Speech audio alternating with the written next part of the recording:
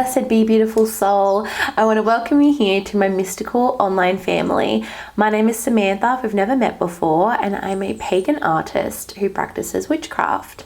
So everything that I create, everything that I bring into the physical really has the intention to be an energetic container, to hold energy and for you to be able to work with it on your journey, because this is how I work with them in mine. So I create necklaces, I create spirit dolls, I create pieces for your altar or maybe a space on your wall, home decor items. A lot of it is fiber art. I also am a clay artist and I love painting. I love bringing things to life that are inspired by the spirit realms. And in today's video, I wanted to kind of share with you some of the things I've been working on lately, some of the collections of talismans, because I've just reopened my shop and I thought it would be really cool to share my little witches market, if you will. So I wanted to share with you some of the talismans I've been creating lately. The first one I want to show you is my lion talisman. So this is all about my Venus in Leo. Depending on what your Venus sign is in your chart, just like you're a sun sign, you're a moon sign, you also have a Venus sign, your Venus can give you insight into how you manifest, how you create wealth, how you connect with others. So because my Venus is in Leo, I wanted to create this lion talisman to help me tap into and call upon those energies of my heart space so I can create and manifest with the heart of the lion.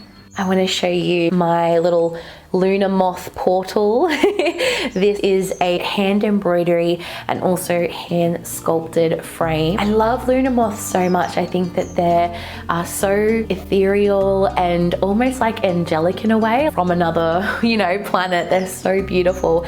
And moths in general have such a beautiful medicine to share with us. They're just like the butterfly. They have a message of transformation, change, and metamorphosis. But they have this element of like your unconscious, subconscious, like shadow work. They can like help guide you through a metamorphosis in the shadow realms as well, because they're fluttering around us just like a butterfly would during the day, except it's dark. So you don't see that they're guiding you, but they are. And that's why I love moths so much. And I love mushrooms. I have a whole heap of different types of mushrooms around this little portal. Now I haven't shared these on my website yet, but I created these humpback whale talismans.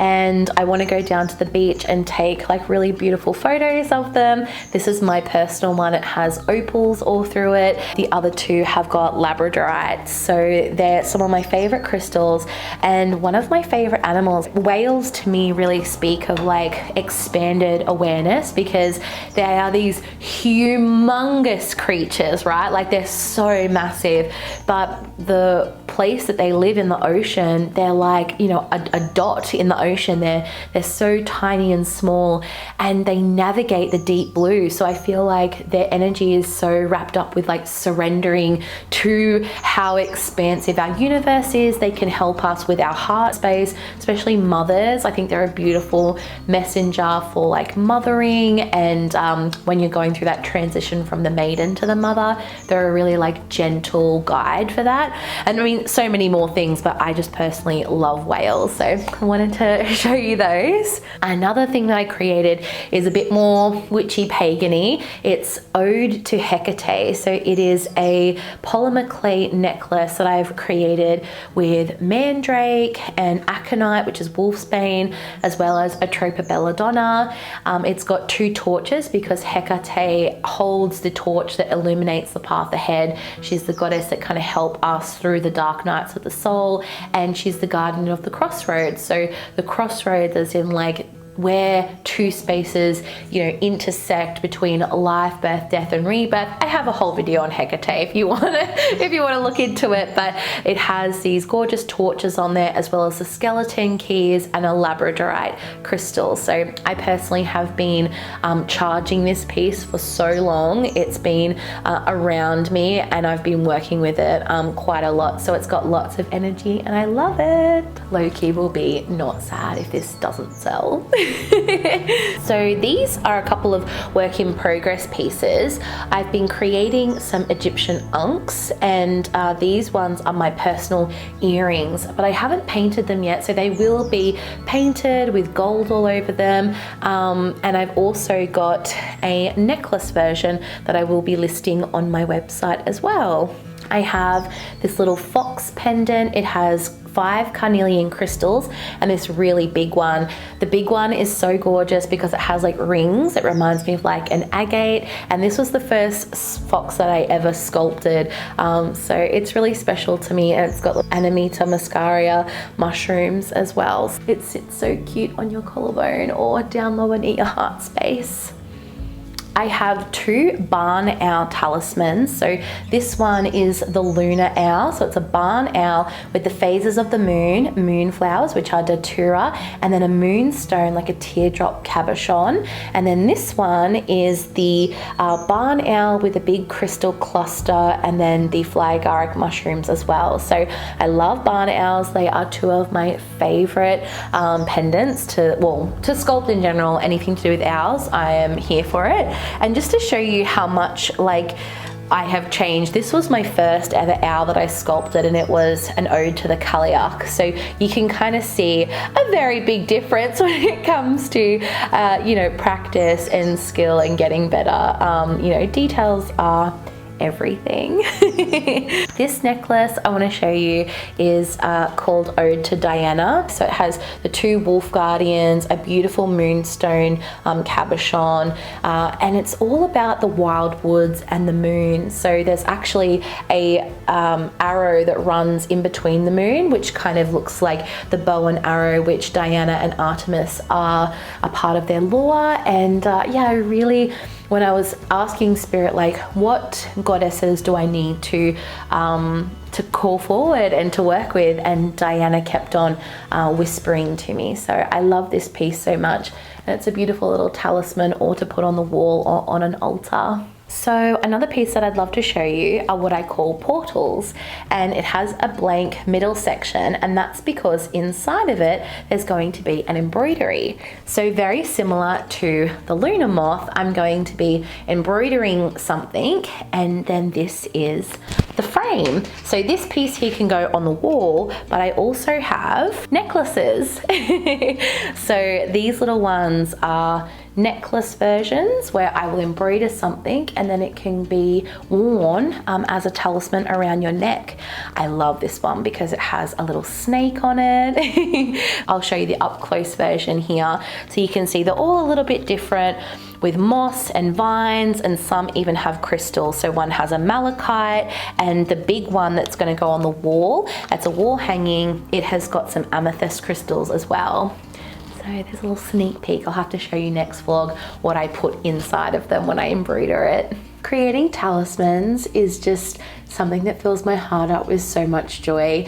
I think because they've helped me so much on my personal journey, and whether it's a protective sigil or something that I use to help me like stay connected or work with spirits, it's kind of like an anchor that crosses the spirit realms and the physical realms, and you get to have something that reminds you of the specialness of life. So even though I've been doing lots of clay and sculpting, I've been feeling really called back to my spirit dolls.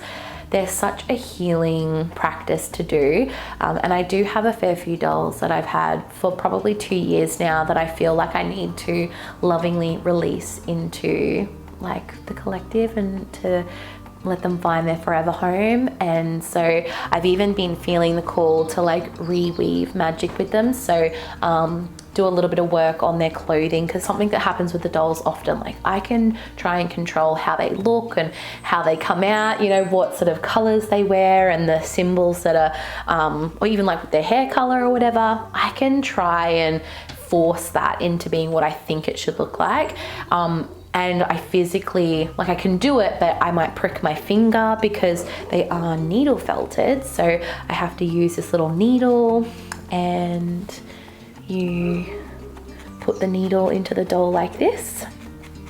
So I can be doing that and forcing it to kind of come about, and like I'll prick my finger, or it's almost like the doll is like mad at you. And that's the whole thing of like channeling art and channeling spirit when you're creating, is these are guides that you're working with. We call them like the doll grandmothers. It's like this collective of like maternal, grandmotherly, spiritual guidance that comes through with the spirit doll, and they're just such an ancient little being. So when you kind of try and force your ego and your will upon them and be like, you're going to look pretty and you're going to have, you know, a blue dress and have flowers on you, but it wants to be plain, or it wants to have fires or a big Gorgon's eye on it, whatever it might be, like you physically can't go against that. Like the ego will never triumph over spirit. So in the past, when I did want things to look a certain way,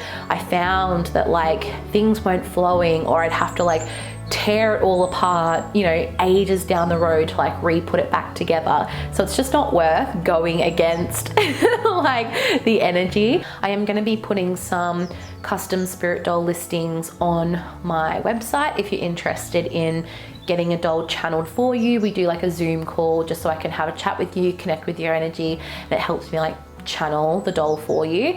But like when I say custom, as in really, again, the ego, you can't have like, I want it to look like this and be like this. You have to surrender and just be like, okay, spirit, like whatever doll needs to come through for me, for my highest good, that's the doll that needs to come through. So yeah, I'm definitely going to have some custom listings available if you want to connect with me. But if not, you can go into my shop, and when I've got dolls available, they will be there. And for all of those watching, and for anyone who ends up with this doll in the future, I also have these two dolls, which is the seer and the deer spirit doll.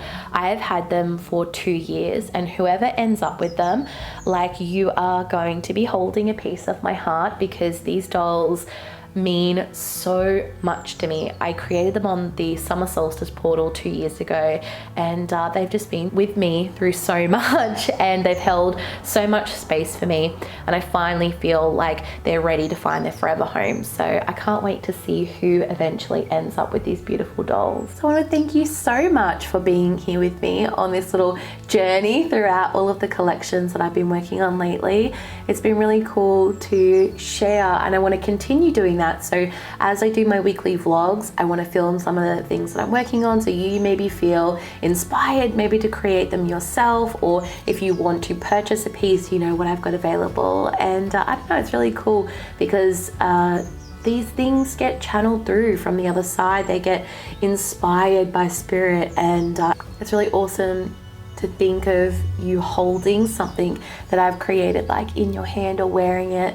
That to me is just really, really awesome. So anyway, thank you again so much. And remember, you can check out my Instagram, TikTok, Patreon, website, everything is linked down below, but it's Samantha Solaris or Sacred Solaris. Search that and you'll find me. Okay, thank you again. And hey, I love each and every one of you, okay? Don't you forget about it. See ya.